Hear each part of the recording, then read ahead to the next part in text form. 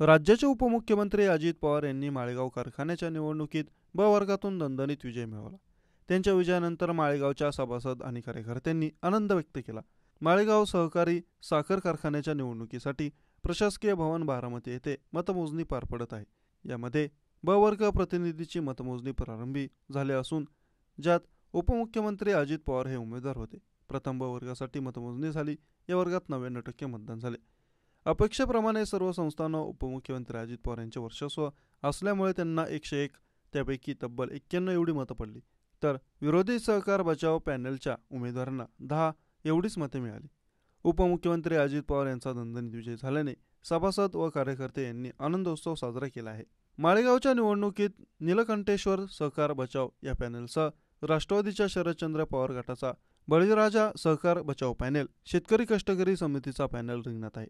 निवडणुकीत एकमेकांना मोठे आरोप झाले, परंतु त्यात दोन्ही पवारांनी एकमेकांना आरोप करणे टाळले. उपमुख्यमंत्री अजित पवार व तावरे यांच्यावर मोठी जुगलबंदी रंगली.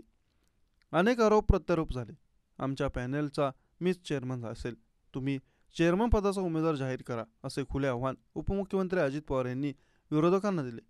सहकार बचावाने ज्येष्ठ सहकार तज्ज्ञ चंद्रराव तावरे हे आमचे चेअरमन असतील असे सांगत पवार यांना जोरदार प्रत्युत्तर दिले.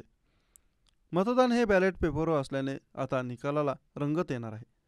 राज्यभर बारामतीमधील माळेगाव साखर कारखान्याची निवडणुकीकडे सर्वांचं लक्ष लागलं होतं. या निवडणुकीमध्ये राज्याचे उपमुख्यमंत्री अजित पवार स्वतः उतरले, त्यामुळे त्यांच्यासाठी ही निवडणूक प्रतिष्ठेची मानली जात होती. आज मतमोजणी प्रक्रिया पार पडली, तर ब वर्गातून अजित पवार विजयी झाले. आता पॅनलच्या निकालाला अद्याप वेळ असून काही वेळाने तो निकालही समोर येईल. प्रतीक्षा आहे ती फक्त निकालाची. यात कोण बाजी मारतो हे आज स्पष्ट होईल.